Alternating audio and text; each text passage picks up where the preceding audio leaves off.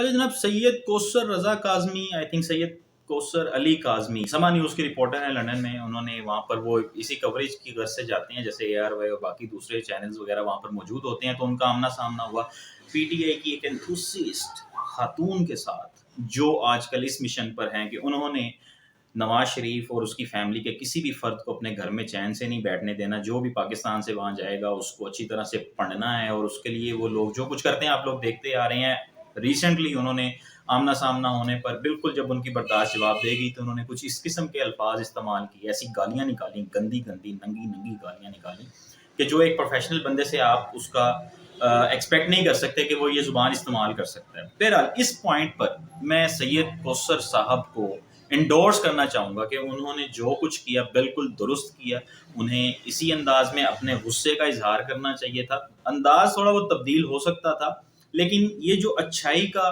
تہذیب کا، اخلاقیات کا درس جب ہم دینے لگتے ہیں نا، تو اس کے لیے سب سے پہلے ہمیں اس چیز کو انڈرسٹینڈ کرنے کی ضرورت ہے کہ اس کا آؤٹ کم کیا ہے. جو آپ اپنے پرپز کے لیے جب بھی آپ کسی چیز کو یوز کرتے ہیں نا، تو اللہ تعالیٰ نے بیسیکلی دنیا کا سسٹم اسی طرح کا بنایا ہے کہ ہماری توقعات کے برعکس کئی لوگ جو ہیں وہ ہم ان کا سٹیٹس نہیں جانتے کیا ہے، اور وہ بہت اچھے ہیں اللہ کی نظر میں، اور وہ بہت سارے لوگ جنہیں ہم اچھا سمجھتے ہیں وہ اچھے نہیں ہیں. تو اس کی بنیاد بیسیکلی نیت ہے، اور نیت کا تعلق آؤٹ کم کے ساتھ ہے کہ آپ کوئی بھی کام جو کرنے جا رہے ہیں اس کا وہ آؤٹ کم کیا پروڈیوس، اس کا کانسیکوینسز کیا ہیں، اس کے نتائج کیا برآمد ہوں گے. آپ جب اس طرح سے بیٹھ کر لیکچر دے دیتے ہیں نا اس چیز پر کہ تہذیب کا مظاہرہ کرنا چاہیے، تو آپ کو یہ ضرور سوچنا چاہیے کہ تہذیب بھی آپ کسی کو عزت دیں گے تو اس عزت کے لیے اگلے کو تھوڑا سا ڈیزرونگ ہونا چاہیے. محض جینڈر کی بنیاد پر، کسی ایسے سٹیٹس کی بنیاد پر جو اس کو مل چکا ہے، جو بلٹ ان ہے، جو آلریڈی مطلب ایک عورت ہے تو بس اس عورت نہیں. آپ کو بے شمار چیزیں جو ہیں ایسی نظر آئیں گی کہ جو اوصاف اس کسی بھی چیز کے اندر ہوں گے تو آپ اس بنیاد پر اسے ڈیفائن کر سکتے ہیں. عورتیں بہت ساری ہوں گی، لیکن ایک پروسٹیٹیوٹ بھی ایک عورت ہی ہے. آپ اس کی انسانیت کے حقوق ختم نہیں کر سکتے، لیکن جو اس کی باقی زندگی کے معاملات ہیں، جو اس کی زندگی کے اخلاقی پہلو ہیں، اور جو اس کی زندگی کا خاندانی پہلو ہے، وہ چیز آپ ریلیٹ نہیں کر سکتے کسی ایسی خاتون کے ساتھ جو ایک پروفیشنل ہے یا جو ایک ہاؤس وائف ہے. آپ اس چیز کو، یہ جو لبرلسٹ ویو ہے نا، یہ تو بیسیکلی کسی قسم کے خاندانی نظام کو اور معاشرتی نظام کو اپنی جگہ پر برقرار رہنے نہیں دینا چاہتا. لیکن میں اس چیز کو دوبارہ تھوڑا سا ایکسپلین کرنا چاہوں گا کہ مثال کے طور پر آپ کے پاس، میں نے پہلے بھی یہ بات کہیں پر کی ہے کہ ایک آپ کس ٹھوس ہونے کی بنیاد پر لکڑی اور لوہے کو ایک طرح سے ان کو ٹریٹ نہیں کر سکتے کہ یہ دونوں سالڈ ہیں. ان دونوں کی ٹریٹمنٹ کے پہلو مختلف ہیں، ان دونوں کے استعمالات مختلف ہیں، انہیں کیسے بنایا جاتا ہے، انہیں کیسے استعمال کیا جاتا ہے، ان سے کیا چیزیں بنائی جاتی ہیں، وہ دونوں مختلف ہیں. اسی طرح محض جینڈر کی بنیاد پر کہ وہ جینڈر ہے، سالڈ ہے، تو اس کو ہم ہر عورت کو ہی آپ وہ والی عزت دیں جو عزت ان لوگوں کو دینی چاہیے کہ جو مثال کے طور پر ایک خاتون گھر میں بیٹھی ہیں، وہ بھی پی ٹی آئی کو سپورٹ کرتی ہیں، عمران خان کو سپورٹ کرتی ہیں، اور بڑا پولائٹلی سپورٹ کرتی ہیں، بڑا لاجیکلی آرگیومنٹ کرتی ہیں اپنے لوگوں کے ساتھ. باہر جا کے گلیوں میں لوگوں کے آگے کھڑی نہیں ہو جاتی، لوگوں کو تنگ نہیں کرتی، چیخیں نہیں مارتی،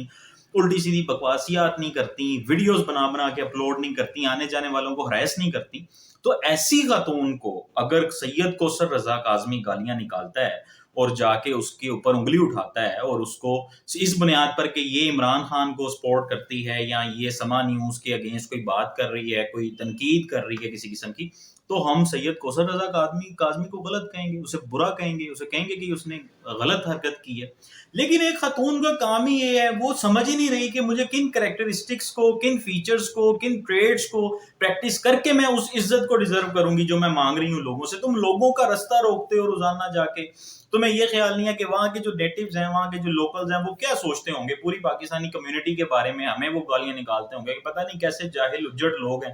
ان کے پاس اور کوئی کام ہی نہیں ہے. ایک وہ شیان ہے اور یہ احتشام الحق اور یہ 4-5-6 لوگوں کا گینگ ہے، وہی لوگ مل ملا کے ابھی تک ہزاروں مرتبہ یہ چیز ایکسپلور کی جا چکی ہے کہ یہ لوگ کچھ 6-7-8-10 پاؤنڈ پر آور کی دیہاڑی ملتی ہے ان لوگوں کو. اور انہیں ظاہر ہے کہ جس تنظیم کا چیئرمین